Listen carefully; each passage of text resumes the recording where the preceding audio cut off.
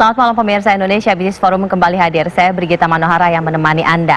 Ketika kita bicara mengenai Perpu nomor 1 tahun 2020 yang telah disahkan pada tanggal 30 Maret 2020 silam, banyak harapan yang kemudian diberikan atas lahirnya Perpu ini agar permasalahan mengenai pandemi corona ini bisa segera tuntas, termasuk juga dampaknya terhadap sektor ekonomi.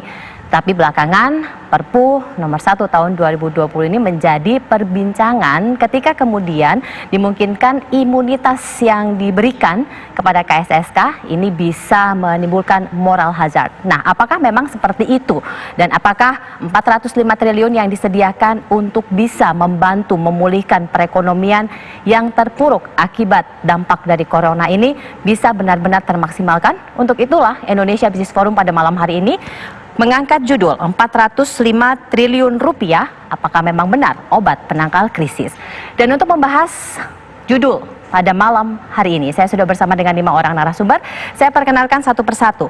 Yang pertama adalah Kepala Badan Kebijakan Fiskal Kementerian Keuangan Pak Febrio Kacaribu. Pak Febrio, selamat malam. Terima kasih sudah berkenan hadir, Pak. Thank you. Selanjutnya ada anggota Komisi 11 DPR RI dari fraksi Golkar, ada Mas Misbakun. Mas Misbah, selamat malam. Selamat malam. Sehat, Mas? Selamat malam pemirsa semua. Ada Rektor Universitas Paramadina, Prof. Firmansyah. Prof. Selamat malam. Selamat malam. Wakil Ketua Umum Kadin, Pak Raden Pardede. Pak Raden, selamat malam. Terima kasih berkenan hadir. Dan juga ada Ekonom Indef, Pak Fadil Hasan. Pak Fadil, selamat malam. Selamat malam. Kita coba tanya dulu sama Prof. Firmansyah. Udah. Kita coba tanya dulu sama DPR. Ini DPR yang kemudian rencananya akan mengesahkan Perpu tersebut menjadi undang-undang yang kemudian banyak diributkan orang. Mas Misbah, silahkan. Gini, Perpu nomor 1 itu adalah ruang yang diberikan oleh sistem ketatanegaraan kita untuk melakukan sebuah langkah upaya emergensi dalam rangka menangani COVID-19 ini. Karena apa? APBN kita yang disusun, APBN 2020, yang disusun itu kan pada bulan Agustus September tahun 2019. Pada saat itu tidak ada terdengar COVID sama sekali, dan kemudian disusun dan disetujui oleh DPR pada periode yang lalu. Ini adalah sebuah situasi yang harus diambil.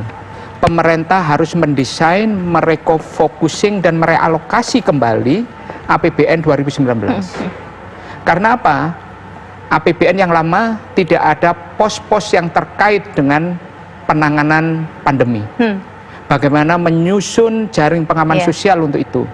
Bagaimana pemerintah menyiapkan program pemulihan ekonomi sebagai akibat dari dampak COVID ini kan belum pernah kita perkirakan. Makanya pemerintah supaya mempunyai alas hukum, mempunyai legalitas yang kuat, dan kemudian para pengambil kebijakan itu confidence, percaya diri bahwa langkah-langkah mereka itu mendapatkan payung hukum yang kuat dalam bentuk legislasi primer, yaitu peraturan pengganti undang-undang yang ketentuannya harus disetujui oleh DPR pada masa sidang berikutnya. Nah, pada periode ini DPR sudah memutuskan mengingat keadaan ini penuh dengan ketidakpastian. Yang kita hadapi saat ini adalah ketidakpastian yang permanen, saya katakan. Lah, ini maka pemerintah bersama dengan DPR di Badan Anggaran sudah menyetujui, nanti tanggal 11 akan kita rencanakan disetujui di paripurna. Tapi ada kemudian kekhawatiran ini akan memberikan imunitas yang lebih sehingga dimungkinkan penyelewengan yang terjadi yang tidak bisa dipidana. Gini, kita harus melihat dalam kacamata yang jernih, dalam perspektif bahwa pengambil keputusan itu tidak ada niat apapun selain bekerja untuk negara. Dan ini harus dipahami secara benar. Karena apa? Tidak ada imunitas yang bersifat mutlak. Imunitas yang diberikan itu adalah imunitas dengan kondisi tertentu. Imunitas bersyarat. Imunitas bersyarat itu maksudnya apa? Mereka diberikan imunitas sepanjang dalam pengambilan keputusan itu didasarkan kepada niat baik. Dan kemudian masyarakat juga tahu bahwa apa yang menjadi keputusan ini untuk memberikan keyakinan kepada mereka. Orang-orang dalam posisi dan jabatan mereka masing-masing itu bisa mempunyai keyakinan nanti setelah saya pensiun tidak lagi dikejar-kejar oleh pengambilan kebijakan di saat mereka menjabat. Baik. Itu. Mereka ini kalau saya perhatikan, mereka ini bertugas dan bekerja melebihi dari beban yang kita berikan kepada mereka.